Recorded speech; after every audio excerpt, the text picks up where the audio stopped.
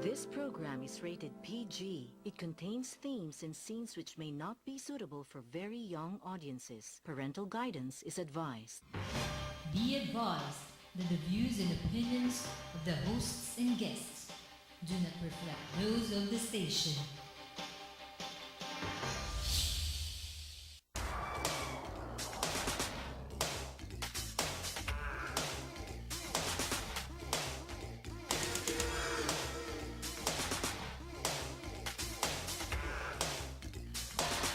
Good afternoon, Philippines. You're watching the Business Portal, your gateway to health, beauty, trends, and opportunities. I'm your host, Dr. Ray-RAN for What's Up, Doc?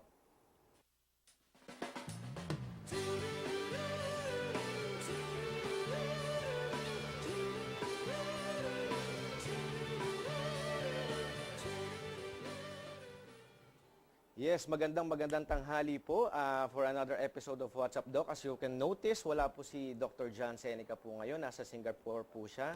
And Dr. Seneca, if you're watching, kamusta dyan? And ingat sa pag-uwi tomorrow. And before anything else, I would like to introduce my co-host for today, the beautiful and stunning Dr. Glaiza Dapal. Good afternoon, Doktora. Good afternoon, Dr. Lau. What an introduction, ha? Yes, so kamusta ang weekdays ng isang cosmetic surgeon?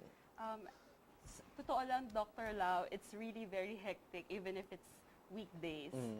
Siguro naghahabol lahat because of yung kakatapos Actually, na nakatapos na ng Holy Week at Yes. nakapunta ako sa clinic nyo sa Midland and ang Yeah. daming surgery, no? Sunod-sunod, Kasi ang Dr. dami Lau. naghahabol before the Holy Week. Yes. So ngayon, mga follow-up na yata. Mga no? follow-up So na okay rin naman po, Dr. Dapal? Lahat okay naman. Sige. Ang topic po natin for today is all about cosmetic surgery. But before anything else, we would like to introduce our guest. Ang mga suki na rin po sa WhatsApp, Doc. So, our first guest is Dr. Lek S.A. Guerrero. Good afternoon, Dr. Lek. Good afternoon, Dr. Lau, Dr. Dapal. Good afternoon, Dr. Alec. Okay. Our next guest for today is one of the most beautiful faces. Yes, oo. In the industry. Sa field ng cosmetic Yes. surgery, oo. Dr. Flor Calizo. Dr. Flor Thank Calizo. you, Dr. Glaiza. Good afternoon, Dr. Lau. Good afternoon. Yes. And our third guest for today is Dr. Marichu Madaje-Singh. Okay. Good afternoon, Dr. Lau, Dr. Dapal. I've noticed, yes, I've noticed Dr. Singh and Dr. Flor, kasama niyo yata ang mga better half. Yes. Ang mother and the husband. Yes. Full support oo. talaga, Dr. Yes. Lau. So, Dr. Dapal, ang topic natin is all about cosmetic surgery. Yes. So, ano ba ang kaibahan ng cosmetic surgery sa plastic surgery? Kasi maraming pasyente na nagtatanong na, Dok, ano ba ang plastic sa cosmetic, no? Siguro doon po muna tayo mag-start, no? Siguro, Dr. Alec, can you please sige. clarify Yes. kung ano po ang kakaibahan nitong dalawa? The main difference ng plastic and cosmetic surgery is if you are mentioning plastic surgery, you are actually concerned of abnormal anatomy. Okay. So may abnormality, so pwedeng dahil sa infection, congenital anomalies, trauma, mga burns, na nag-cause nung abnormality ng feature ng tao. So itatry mo i-normalize yun, pero mas concern mo is yung function, na Okay. ma-normalize ulit yung function ng person. Pero pag cosmetic surgery, you are more concerned about enhancing a normal structure Yes. for the enhancement of the person, so for beautification and to improve the self-esteem of the person. So, yun ang main basically, difference. Dr. Alec, is ang pasyente ng mga plastic is more on yung mga may congenital. Meron Ibig sabihin ng problems congenital talaga. anomalies ba pinanganak na Meron merong na. Meron problem. cleft lip, Yes. cleft Palate. palate. Pag na-aksidente, sila ang gumagawa. Kapag cosmetic surgery is, kumbaga, virgin case, Yes. magpapaganda lang. Enhancement. Yun lang ang Dr. pagkakaiba nila. Okay. Ano ba ang pinaka-most common procedures na ginagawa among Asians, especially here in the Philippines? Siguro Dr. si Calizo? Dr. Calizo. As we observe, yung pinaka most common, yung rhinoplasty. Kasi Okay. yung rhinoplasty or yung nose natin is the center of the face. So, once na nagalaw na yung nose or na-augment yung nose, mag-change yung whole face. May madadala yung eyes, yung face, yung lips, yun. So, rhino. And then, another is yung blepharoplasty. Blepharoplasty, ano po? Meaning in layman's, doktora? Layman's term, yung nagtatanggal tayo ng Naglalagay ng skin, talukap, ng yun ba yun? talukap. Okay. Oo. How about for the eye bags? Blepharoplasty rin ba ang procedure? Yeah, that's niya? lower Lower blepharoplasty. blepharoplasty. That's a removal of yung eye bags. Oo. For Dr. Singh, apart from rhinoplasty and blepharoplasty, what are the other The new treatments? advent of, now we don't do much of the surgical facelifting. Yes. Okay. We have the new advent known as the fat graft. Yeah, grafting. yes, The- medyo the- popular na Yeah, ngayon. yeah. Autologous fat Nauuso grafting na ang siya, tawag. Dr. Lau. Especially last, this Holy Week, past Holy Week, we really did a lot, no? Instead of facelifting, we do the combined procedures of fat grafting Yes. with the PRP and plus the thread lifting, thread lift, Okay. Yeah. the needling na, no downtime at all. And Oh. the result is really amazing. Okay. Really amazing. Siguro, doktora, Yes. pakiplug nga muna ang ating cellphone number para sa ating televiewers kasi medyo maganda ang ating discussion. No? For all our televiewers who are watching right now, if you have any questions and you would like to join our discussion for today, please contact the following number, 0932-6126-355. Yes. Come join us. Yes, please for indicate your for name today's and your discussion. location. Cellphone number ko po Yes. yan. Yes, kung gusto niyo po malaman. And kung Pwede gusto niyo niyo po po akong na Pwede ma-reach niyo si po ako Dr. maging Lau, textmate. Pwede niyo po kayo. ako textmate. Okay, medyo interesting yung sinabi ni Dr. Yes, Singh. ni No? Dr. Singh. Dahil hindi, not all the patients know about autologous fat grafting. Yes, the fat Actually, si grafting. Dr. Dapal, kasama ko sa Malaysia. Yes. Pumunta tayo sa Malaysia to study the autologous fat grafting. No? Siguro, ano ba ito, doktora? Saan ba hina-harvest ang fat? Sa ibang tao? Sa hayop? Or sa sarili? Autologous means self. Sa no? sarili? Okay. Yes, we do the liposuction first. Okay. The Yes. usual liposuction, tumescent liposuction. Just a little amount of fats. We get little amount of fats from the patient herself or himself. Then we process it. Okay. Then we draw also some amount of blood from the patient herself or himself. Then we process it again. We combine together, and when instead of the tissue fillers, we don't use much of the tissue fillers Yes, anymore. the The artificial synthetic ones, ones. Yes. the synthetic, really the result is very amazing. It is, Okay. it's like really the surgical facelifting and no downtime, and the results really profound. Essentially, like 100% successful. 100%. Yes. Wow. So it means, Dr. Singh, less na yung mga risk for rejection. Yeah, sure. Kasi from the body Yes, itself yes. ng patient. And no contraindication at all, unless the patient is cannot undergo liposuction. Yes. Okay. Doktor, saan pwede mag-harvest? Kasi you've mentioned about liposuction, no? What if payat ang pasyente and she or he opted to have the autologous fat grafting sa face, pero payat? Saan? Pwedeng Pwede ba sa tiyan ma-harvest. lang? The best Yes. part ba is the abdomen? Pwede sa Yes, thighs, the sa abdomen. arms? Meron at meron. Imposibleng Meron at wala. meron. Yes. Talaga. So kahit anong sexy mo, may makukuha. Yes. Gaano ba Mahalaga. katagal itong procedure na ito? Kailangan ba may preparation ba ito? Kailangan bang patulugin pa? Paano ito, doktor? Better to look ang patient. It will appease the surgeon himself or Yes. herself. And patient also is relaxed. When the patient is relaxed, surgeon is also relaxed. Oo. Yes. Doktor, dapat yung nasa Malaysia tayo, nakita natin na parang linagay all over the face Yes, all yata over the yung, face. oo. Yung fats, Yung after nila fats. ma-process. Whether it's dermal atrophy or dermal depression, So, it will... pwedeng ilagay sa lahat ng part of the face. For example, ang gusto forehead, pwede ba yon? Pwedeng sa forehead, pwede like sa may depressed gilid. scar, you can put, yes. So, halos lahat. Lahat. Okay. Nagkamali tayo kanina, Dr. Dapal. Text lang po. Oo nga. Mukhang maraming interesado sa iyo, Dr. Oo, Lau, at tumatawag na sasagutin sila. ko lahat kayo.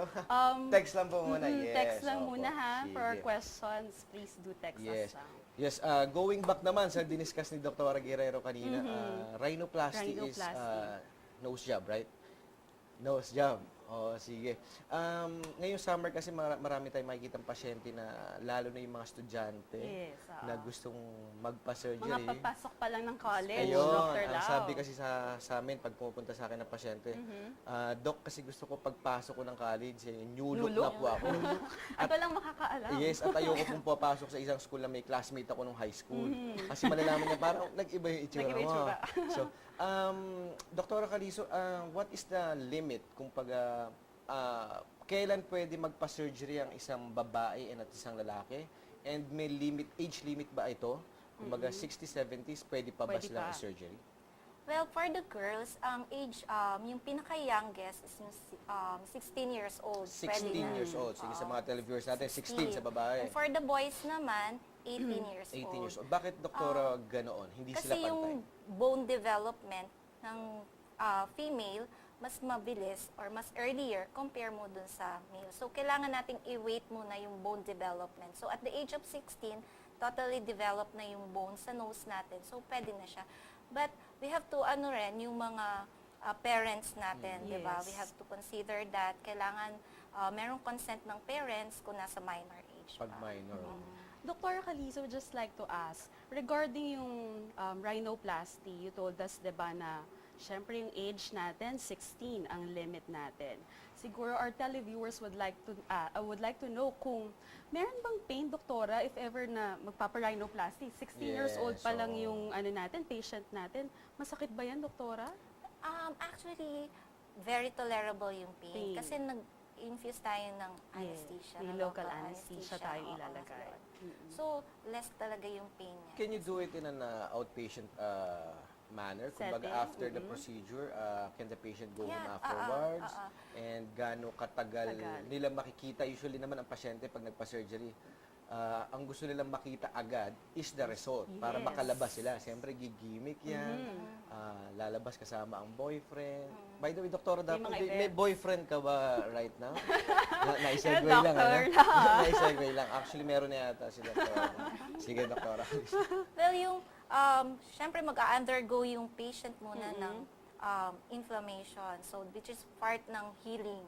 So, yung inflammation yun, magpipik siya 1 to 3 days. So, magpipik yung inflammation. Pero it depends pa rin sa patient. Meron kasing mas mabilis mag-respond sa healing, meron namang mas delayed. Nabagal. Like kung kunyari, nag-smoke yung patient, mas delayed yung healing. So, mas maganda, ina-advise niyo, Ina-advise. Doktora, na how many days prior to the procedure na pwedeng stop muna ang smoking and Drinking. alcohol consumption? Alcohol. Yes, very common. 2 weeks, mga ganyan. 2 weeks. weeks. Yes. Enough na ba yun, Doktora, na 2 weeks stop yun? Then after that, Pwede after na the ibalik. surgery, Abstain. hindi, abstain pa rin. Abstain pa din. For how many weeks, how many days na i-abstain? Kunyari talagang smoker ang pasyente or umiinom, how many days niya Mas pwedeng maganda mag-stop na siya, no? Mas better sa health niya, no? Mag-stop na lang ng smoking. Yes. Dr. Guerrero, siguro yung regarding doon sa mga medications, if kunyari meron tinitake yung patient, pwede ba siya mag-undergo right away ng rhinoplasty? So, depende kasi sa mga tinitake ng patient. So, there are a lot of medication that can cause a lot of bleeding, Yes. tsaka swelling as well. So, known for this are, of course, yung mga anti-inflammatory medications. So, NSAIDs, so vitamin E, aspirin as well, ginkgo biloba. So, itatanong muna sa pasyente yon kung nagtitake sila noon. So, as much as possible, you have to discontinue them for at least 2 weeks to be 2 safe. weeks. So, marami Otherwise, palang- you have to warn them that they will be prone to bleeding as well as swelling. Okay. Sa age limit naman, Doktora, kasi kanina na-mention natin na 16 sa babae and 18 sa lalaki. So, guys. How about for the elderly? Kumbaga, nasa 60s and 70s. Can they still go with this procedure, Doktora Singh? Yes, it is unlimited. Unlimited. As long as the patient, if the patient desires for it, nobody can stop. How As long about as the there is no contraindication. Ano ba yung mga contraindications, Yes. Doktora Singh? Like what they said, a while ago, the blood thinners. If the patient is taking aspirin and the patient cannot get rid of it, because like aspirin, minimum maybe it's safe. The safest is minimum 3 weeks. You have to stop. 3 weeks to stop. Yeah, 3 the weeks to patient stop. has to stop taking aspirin, because if the patient will bleed, the more patient will swell, and it will really delay healing. How about the preparations, Dr. Singh, for the elderly? Yeah, we have to have the cardiopulmonary clearance because there are mga comorbid factors, no? This is very common na among elderly. Comorbid factors like the cardiac diseases, hypertension. Yes, Yun. we're mentioning about yung mga elderly. Dr. Dapal, ang second segment natin is medyo Close na doon sa... young at heart. Yes. Yan yung topic Young at natin. heart, Yes. but they're graceful pa rin and very gracefully lovely. aging. So, ang tanong ko dyan is, siyempre dyan na lumalabas yung konting sakit like hypertension, diabetes, asthma. For example, may hypertension ng pasyente but it is controlled or may tinitake siyang mga gamot. Pwede pa ba siyang, kasi maraming tanong yun Doktor, parang baka hindi na ako pwede magpa-opera dahil high blood po ako. Pwede pa ba silang magpa-opera, Dr. Calizo? There's no contraindication for that. Unless they are controlled, na-clear sila ng internist, so there's no problem with that. So, kailangan ipa-clear pa ang mga pasyente. It is Para not an safe absolute contraindication. So, hindi talaga absolute. Pwede pa, may chance Even if ba? the patient is diabetic, patient can still still undergo undergo. surgery. Basta But it control. depends on the procedure. What if, doktora, kunyari, nagpa-laboratories kayo and then you found out na parang sabi ng pasyente, hindi, wala akong sakit. And then lumabas sa results na Laboratory, mataas ang madami. sugar. Oo, It really may happens. Maraming pasyente gano'n. During the day of the surgery na mismo, lalabas ng Yung laboratories. iba gusto talagang i-push through yung Oo, operation papakita sa'yo, Doc, agad-agad. ito po yung That laboratories is ko. true, especially if the patient is really very desirous of the procedure. Yes, actually, It minsan happens. nag-leave pa, umuwi pa galing ibang bansa. Province also, iba Yes, eh. paano nyo i-handle ito na kunyari may konting problem sa laboratories? How would you manage this, Dr. Dr. Guerrero? Guerrero. You have to explain to the patient, syempre, that we have to weigh in the risk versus the benefits. Yes. So, we have to tell them that we're more concerned about their total health, not only the ones that they needed to have done. So, pagka once na-clear na sila ulit, na-control na yung whatever na nakita na abnormal doon sa mga laboratories, then you can schedule the procedure. So, pabalikin na lang natin ang pasyente for that. Doktora, how about yung scarring? I think maraming gustong magtanong, meron bang magkakaroon ba ng scar once na operahan Kasi tayo? sa face, no? Takot Yun na yung takot ang pasyente sa peklat. dahil yung nakikita talaga, Dr. Lau. Pero usually kasi naman sa face, ang experience natin, kasi highly vasculature ang face natin, less ang risk na mag-scar. Mag-scar. Not unless na meron kayong genetic predisposition sa hypertrophic scar, yon problem yon, dark skin, problem din. Pero most of the time, ang face hindi problema. Hindi problem. How about sa body? Kunyari sa body naman ng surgery, magpo-produce ba ito ng scar? Less ang risk kung tama ang incision na ginawa. Kung mali ang incision, like kunyari accidental cut yan, so hindi surgeon yung gumawa, so yun ang higher risk mo na mag-scar ka. Pero most of the time, ang mga surgeon naman kasi alam nila kung saan sila magka-cut, kaya less ang risk na mag-scar. Okay. Actually, maraming, sorry, Doktor. yes. Maraming nagtatanong na pasyente na, Dok, ano ba ang difference? Akala nila yung konting scar, sasabihin nila, Dok, keloidal ako eh. Oo, tama. Kahit konting Yun scar lang na umumbo, concern eh. sasabihin, Dok, keloidal ako eh. Ano ba ang difference ng hypertrophic scar? You've mentioned about it. Yes, and yung And sa the keloid, keloid. ano ba ang difference? Yung hypertrophic kasi parang konti lang yung inangat niya, pero yung kasi yung keloidal talagang nag-overlap na yung skin niya. So, mas malaki yung problem pag keloidal. If yung kunyari yung patient is a keloid former, pwede pa ba siya mag-undergo ng procedure like kunyari rhinoplasty or blepharoplasty? Actually, there's a process na ginagawa ng iba, nag-i-inject sila ng steroids directly dun sa scar. Okay, sige. Doktora Dapal, meron tayong texter. Siguro sagutin natin to from cellphone ending at 6292. 6292. Doktora? Yung question niya is regarding yung mga pimples. Paano daw ba to maiiwasan? Yes, Yes, non-surgical muna yan tayo ang ng kaunti, no? kaunti. Sige, sagutin Problema natin. ng lahat. Sino po ang gustong sumagot regarding dito sa pimples? Doktora Dr. Singh? Yeah, pimples, the basic of pimples, the cause is really dirt. Dirt. Yes. It's dirt. You have to teach patient the proper hygiene. Yes. And if the patient has this habit of touching the face every now and then, then you have to advise the patient to refrain from doing so. Or keep the hands siguro, keep alcohol, Always hand clean. sanitizer with her. At plus, the added factor is the type of skin. Yes. If it's more sebaceous, so Very you have to oily. address that. We have soap, we have many Yes, kasi in the maraming market pasyente na available in the nagsiself-medicate, market. hindi nila alam kung ano yung Yes, types of skin yes. nila. No? So, very important, na Important. makita sa clinic si Dr. Aguilero, Dr. Calizo, Calizo, and Dr. Dr. Singh. Yes, unfortunately, Dr. Dapal, tapos na ang ating first segment. No? Ang bilis lang, Dr. Yes, Lam, napakabilis no? pero napakadami natin Yes, discuss, no? napag-usapan. And we will be right back. Ang pag-uusapan naman po natin is beauty at 40s, and together ang ating handsome and producer, actor, doctor po Wow, ang ating actor, doctor. resource person mamaya. Parang Richard Gomez ata Yes, yan. sa pagbabalik po ng What's Up, Doc. Natural look nose lift, cleavage by breast augmentation, curves by liposuction, non-surgical treatment of varicose veins, Janssen Cosmetic Surgery by Dr. John Seneca.